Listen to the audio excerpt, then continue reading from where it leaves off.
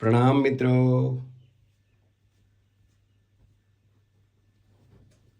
આવો હેલ્થ વિશે થોડી જાણકારી લઈએ.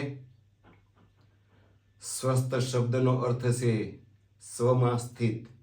સામાન્ય રીતે કહી શકાય કે જે કોઈ વ્યક્તિ પોતાની તમામ ક્રિયાઓ જાતે કરી લે એને નિરોગી કહેવાય છે. ક્રિયાઓમાં જોવું તો કે ભૂખ, પાચન અને મળ વિસર્જન જે શરીરના નિર્વાહ માટે ખૂબ જરૂરી છે.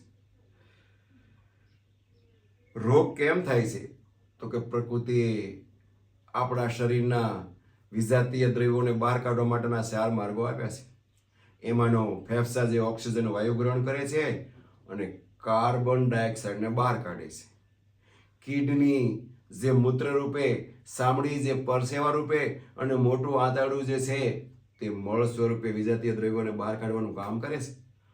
બટ પ્રકૃતિ આપેલા જ્યારે 4 માર્ગો કામ નથી કરી શકતા ત્યારે પ્રકૃતિ 5મો રસ્તો અપનાવે છે અને તે હોય છે ગળ, ગુમડ, શરદી, સળેખમ, ઝાડા, ઉલટી, તાવ જે સામાન્ય રોગ હોય છે.